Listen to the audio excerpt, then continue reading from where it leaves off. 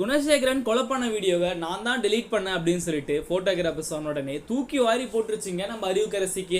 என்னடா சொல்ற, அன்னைக்கு கேட்டா இல்லைன்ற, இன்னைக்கு கேட்டா ப்ரூஃபை காமிக்கிற, உனக்கு என்னதான் வேணும் அப்படின்னு பார்த்தீங்கன்னா ரூமுக்குள்ள கதவை சாத்திட்டு அவனை அடின்னு அடிச்சு பார்த்தீங்கன்னா உன்னை இங்கே குழி தோண்டி புதைச்சிருவேன், என்கிட்ட இந்த வேலைலாம் வச்சுக்காது அப்படின்னு பார்த்தீங்கன்னா அறிவுக்கரசி பேசிட்டு இருப்பாங்களா. ஸோ இப்போ அறிவுக்கரசி இந்த மாதிரி சொன்னாலையும் அவருடைய தேவை அவருக்கு தேவை, அதனால தான் பார்த்தீங்கன்னா இந்த மாதிரி ஒரு விஷயமே பண்ணியிருக்காரு.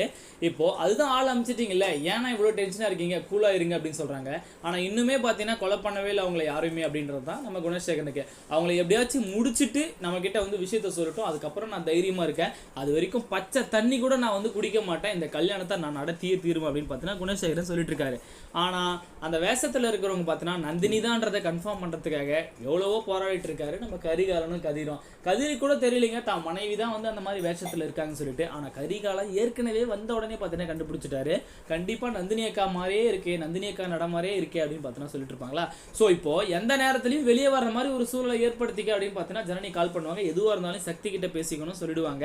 ஆனால் சக்தி கிட்ட பேசின உடனே பார்த்தீங்கன்னா எப்படியாச்சும் நான் வந்து தர்ஷனை கூட்டிட்டு வந்துடுறேன், தர்ஷனுக்கும் அப்படியே பார்கவிக்கும் கல்யாணம் பண்ணி வச்சிருங்க, இந்த அன்புக்கரசியோட தொல்லை தாங்க முடியல, அறிவுக்கரசியோட தொல்லை தாங்க முடியல, அவன் கூட டான்ஸ் ஆடு, அவனுக்கு ஊட்டி விடு அப்படின்னு பார்த்தீங்கன்னா ஒரு பெரிய போராட்டமே போயிட்டு இருக்கு.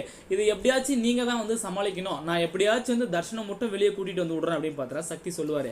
ஆனா அவங்களை எப்படியாச்சும் தீர்த்து கட்டிட்டு ரவுடிங்க ஃபோன் பண்ணுவாங்க அப்படின்னு பார்த்தீங்கன்னா இவங்க வந்து நினைச்சிட்டு இருக்காங்க, அதாவது அடியாட்கள் ஃபோன் பண்ணாதான் இந்த எனக்கு ஒரு மனசு நிம்மதியை உரியும், இந்த கல்யாணமும் பார்த்தீங்கன்னா நல்லபடியா நடக்கும், இந்த கல்யாணத்தை முடியட்டும், அதுக்கப்புறம் இருக்க அந்த அறிவுக்கரசிக்கு அவளை நம்பி ஒரு பிரயோஜனமும் கிடையாது, அவளெல்லாம் ஒரு வந்து ஆளை மதிச்சு நான் வந்து கல்யாணம் பண்றதுக்கு காரணம் என்னுடைய மரியாதை விட்டு போயிடக்கூடாதுன்னு சொல்லிட்டு தான் அப்படின்னு சொல்லுவாங்க.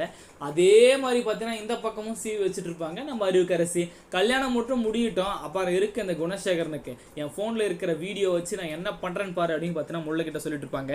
ஏன்னா அறிவுக்கரசியும் சரி நம்ம குணசேகரனும் சரி ரெண்டு பேருமே இந்த கல்யாணம் முடிஞ்சுன்னா ஒருத்தருக்கு ஒரு ஆப்போ வைக்கலாம்னு சொல்லிட்டு ரெடியா இருக்காங்க. ஆனா இந்த கல்யாணம் எப்படி நடத்த போறாங்கன்னு தெரியல நம்ம ஜனனி. ஏன்னா எத்தனை பேர் வேணா தடை கூறட்டும், என்ன வேணா நடக்கட்டும், இந்த கல்யாணத்தை நான் ஒன்றே நடத்தி காமிக்கும் ஒரு சிங்க பெண்ணா அப்படின்னு பார்த்தீங்கன்னா நின்று இருக்காங்க அந்த பக்கம் ஜனனி.